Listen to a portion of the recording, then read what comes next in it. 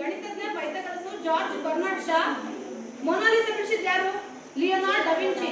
ಇವರೆಲ್ಲರೂ ಕೂಡ ಸಸ್ಯಾಹಾರಿಗಳೇ. ನಿಮ್ಮ ಪ್ರೀತಿಯ ಕ್ರಿಕೆಟ್ ಆಟಗಾರ ವಿರಾಟ್ ಕೊಹ್ಲಿ ಸಹಿತ, ಮತ್ತೆ ರಜನಿಕಾಂತ್. ಯಾಕೆ?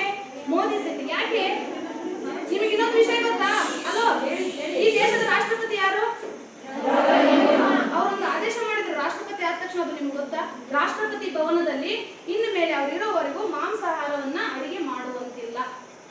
ರಾಷ್ಟ್ರಪತಿ ಈ ರೀತಿ ಆದೇಶ ಮಾಡಿದ ಮೊದಲ ರಾಷ್ಟ್ರಪತಿ ದ್ರೌಪದಿ ಮುರ್ಮು. ಎಷ್ಟು ಅಂದ್ರೆ ಪ್ರಾಣಿ ಹಿಂಸೆ ಅನ್ನೋದು ಮಾಡಬಾರ್ದು ಅನ್ನೋದು ರಾಷ್ಟ್ರಪತಿ ಅವರಿಗೆ ಎಷ್ಟು ಮನವರಿಕೆ. ಅವರು ಕೂಡ ಒಬ್ಬ ಮಹಾನ್ ಧ್ಯಾನಿ. ಅವರು ಕೂಡ ಅವ್ರ ದಿನಚರಿ ಶುರುವಾಗದೆ 3 ಗಂಟೆಯಿಂದ. ದ್ರೌಪದಿ ಮುರ್ಮು ಅವರ ಜೀವನ ತೆಗೆದು ನೋಡ್ರಿ ಒಂದ್ಸಲ.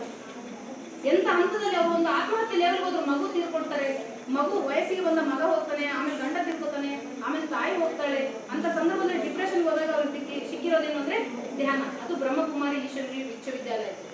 ಆದ್ರಿಂದ ನೀವೇನೇ ಅಂದ್ರಿ, ನಾವು ಬದುಕೋದಕ್ಕೆ ಸಸ್ಯಾಹಾರವೇ ಬಹಳ ಶ್ರೇಷ್ಠವಾದದ್ದು. ಅದೇ ಅಮೃತಾಹಾರ.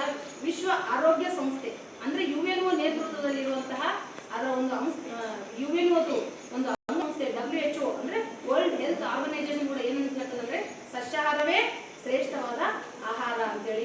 ಆದ್ರಿಂದ ಸಸ್ಯಾಹಾರದಲ್ಲಿ ಸಾಕಷ್ಟು ಶಕ್ತಿ ಇದೆ. ಒಂದಿಷ್ಟು ಮೊಳಕೆ ಕಾಳು ತಿನ್ನಿರ್ಬೇಕಾದ್ರೆ, ಒಂದು ಎದ್ದು ತಿನ್ನೋದಕ್ಕಿಂತ ಇಷ್ಟು ಮೊಳಕೆ ಕಾಳಿನಲ್ಲಿ ಎಷ್ಟೋ ಶಕ್ತಿ ಇದೆ. ಶೇಂಗಾ ರಾತ್ರಿ ನೆನೆಕ್ಕೆ ಬೆಳಗ್ಗೆ ತಿನ್ರಿ, ಅದು ಅಂದ್ರೆ ಬಡವರ ಬಾದಾಮಿ ಅಂತೀವಿ, ಅಷ್ಟು ಶಕ್ತಿ ಇದೆ. ಆದ್ರಿಂದ ಎದ್ದು ತಿನ್ನುವ ಅವಶ್ಯಕತೆ, ಮಾಂಸ ತಿನ್ನುವ ಅವಶ್ಯಕತೆ ಇಲ್ಲ. ಸಾಧ್ಯವಾದಷ್ಟು ಸಸ್ಯಾಹಾರಿಗಳಾಗಿ ಸಸ್ಯಾಹಾರ ಜೀವನದಲ್ಲಿರಿ. ಸಸ್ಯಾಹಾರವೇ ಸಾತ್ವಿಕ ಆಹಾರ, ಅಮೃತಾಹಾರ. ಇಂಥ ಒಂದು ಅವಕಾಶ ಕೊಟ್ಟಿದ್ದೀರಿ, ಧನ್ಯವಾದಗಳು. ದಯವಿಟ್ಟು ಧ್ಯಾನ ಮಾತ್ರ ಮರಿಬೇಡಿ, ಪ್ರತಿದಿನ ಮಾಡಿ. ಅದೇ ನೀವು ಈ ಕಾರ್ಯಕ್ರಮಕ್ಕೆ, ಈ ಸಮಯಕ್ಕೆ ಕೊಡುವ ಮಹತ್ವ. ನಾವೇನಾದ್ರೂ ಕಲ್ತಿದ್ದೀವ NSS ನಿಂದ ಅಂದ್ರೆ ನಿಮ್ಮ ಜೀವನದಲ್ಲಿ ಇದು ಅಳವಡಿಸ್ಕೊಂಡು ಕಲ್ತಂಗೆ NSS. ಇಷ್ಟು ಅವಕಾಶ ಕೊಟ್ಟದಕ್ಕಾಗಿ ಧನ್ಯವಾದಗಳು. ಯಾರಿಗಾದ್ರೂ ನನ್ನ ಮಾತಿನಿಂದ ನೋವಾಗಿದ್ರೆ ದಯವಿಟ್ಟು ಕ್ಷಮೆ ಇರಲಿ ಅಂತ ನನ್ನ ಮಾತುಗಳಿಗೆ ವಿರಾಮ